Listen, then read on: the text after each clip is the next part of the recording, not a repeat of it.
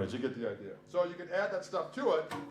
And then what I've done over the years is I've just added in a bunch of different weird stuff to make this whole thing kind of come together. Blues stuff and jazz stuff and fusion crap and whatever else, Chet Atkinsism. And I throw it all into one big soup and make it stink. And then just keep going. You know what I'm saying? What? Now the one thing you'll notice is that when I do some of this chicken picking, I'll stash my pick in between my first and middle fingers like so. And then when I do my flat picking, I go back over here like so. So I go back and forth like some kind of cheap Vegas magician of some sort. And then I figured out one day that I could actually do the chicken picking with the pick already in hand. That would be a good thing, because at the time it takes me to whip that pick over there, if I just would keep the pick in hand and do the chicken picking that way, I could probably throw in another 375 notes. So therefore, I had to figure out how to do the chicken picking like this. And this is a style that's very similar to doing with the thumb and first finger like so. But now what I'm going to do is I'm going to take my middle finger, and I have a little bit of a nail, not much, just a little bit of white showing above the cuticle. Some people get into the Lee press-on nails, where they're the girly ones where they glue them on and stuff. I'm not feeling that, okay? That's a little much. So I just find as long as there's a little bit of nail over there, I can get enough to pop the string. So then what I do is I put my middle finger with that nail underneath the string, and then I hold the pick on top of it. The pick hits a note that's muted, and then I lift up that string with that nail and pop it back down. So if I do it on the guitar here, I'll put that middle finger down on the A string, pick down on the same string, a little bit more towards the neck, hit a big muted note. What? And then I'm going to pop up with that middle finger and get that little spank.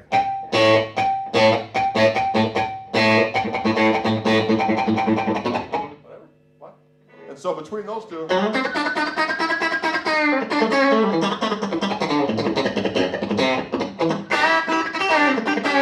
now there's a difference between the two of them. If I'm doing bluesier stuff, I'll always do the thumb and first finger. And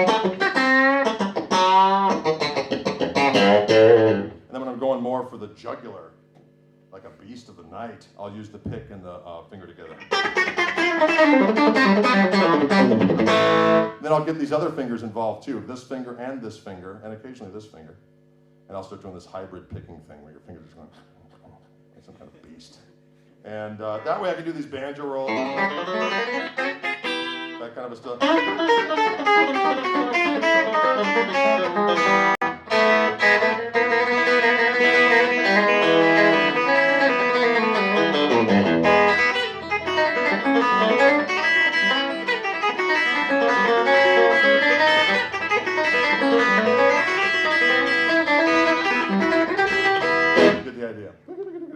Jerry Reed action. And that's just getting those fingers together. And in order to do that, sometimes just grab a chord down here and do pick on the low E string, middle finger on the A string, third finger on the D string. Just do triplets like that. Then go to the next string set of A, D, G. Go between the two of them. And then go to the next string set of D, G, B. And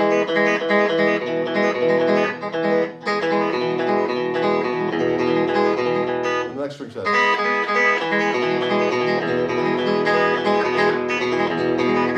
So that would be a good way to warm up, you know, if you're getting that style of playing.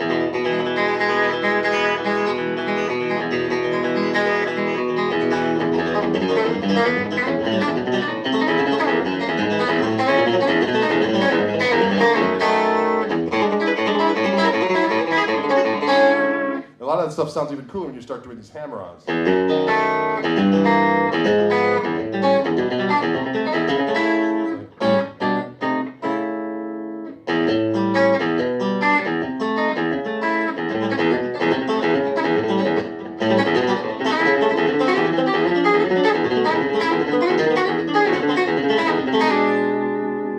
Throw that in at the wedding when you're playing it and people will freak out. What? And then I can do stuff like if I'm in E, sometimes I'll just take little triadic ideas like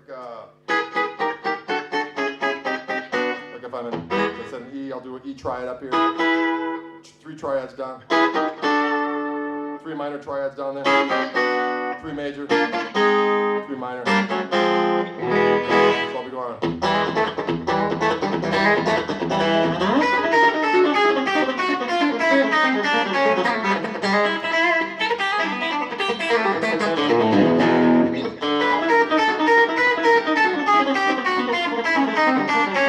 Thank you.